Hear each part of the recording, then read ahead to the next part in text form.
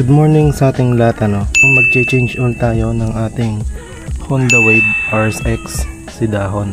Ang gagamitin nga pala nating langis ay Shell Advance 10W40 AX7. Ito po ay 1 liter pero hindi naman natin magagamit lahat.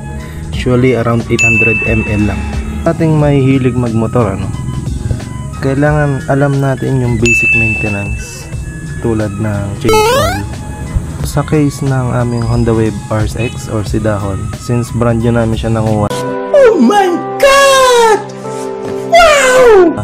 So yung first 500 km niya, yun po yung kanyang magiging unang change oil, Sana all.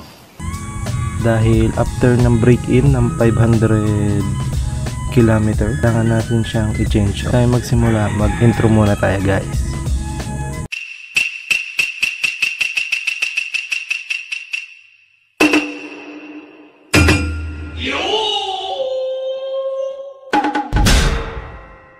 Dun sa langis, ito nga yung ating Shell Advance AX7. Ito pa po yung iba nating mga kailangan sa ating change oil, Kailangan natin yung karton na sapin natin dahil medyo mababa yung drain plug o yung drain bolt na tinatawag. And then of course yung ating 17mm na box wrench, pliers natin para sa peeling plug. Ito yung pangkakalas natin doon, kung saan tayo magtatap up ng langis mamaya. Then of course yung ating oil funnel, tissue. Mas preferred ko ang tissue kaysa sa mga cloth, kasi may naiiwang himulmol, so mas malinis to gamitin. Gagamit tayo mamaya ng power spray ng CVT or FI cleaner, pwedeng carb cleaner or brake cleaner. So pakita ko sa inyo mamaya kung bakit kailangan to ating basurahan. Then of course yung container ng ating mga used oil. So any used container naman pwede. Pang sahod lang naman natin yan. Ito yung ating drain bolt na luluwagan.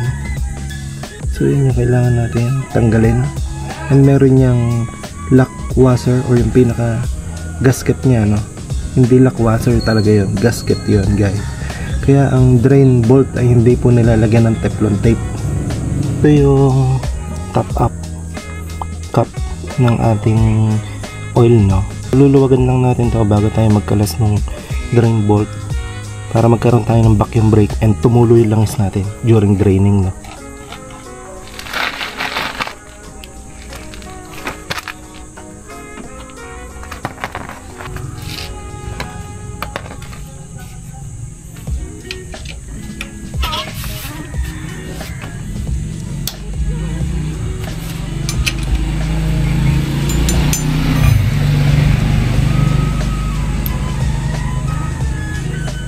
Yan sabi ko, yung drain bolt po na yan, may kasama po yung gasket na parang washer. Yun na.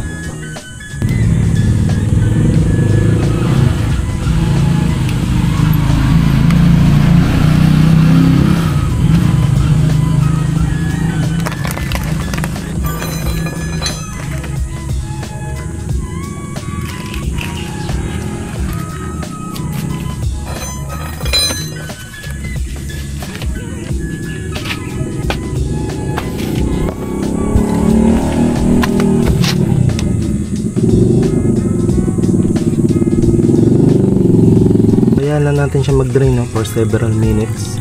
Siguro mga usually 10 minutes. Hindi kailangan marumi ang pag-change oil. As long as alam mo yung ginagawa mo, ayan, nasa tamang procedure ka. Na yung drain bolt natin. Ito naman yung kanyang parang gasket, Ayan. So, nilinisan na natin. Tissue lang. So makikita nyo naman yung langis natin halos malinis pa.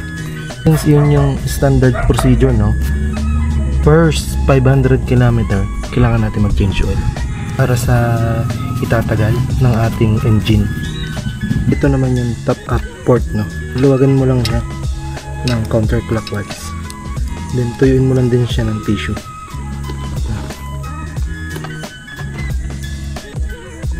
Yun nga rin pala nakikita kung nasa tamang level ka pa, dahil ito na rin yung pinaka dipstick mo ng oil level.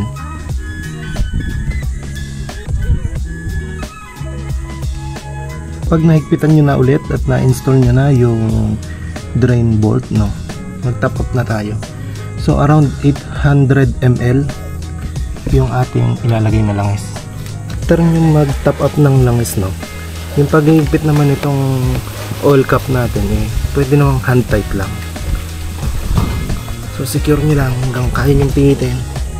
Ayos na yan.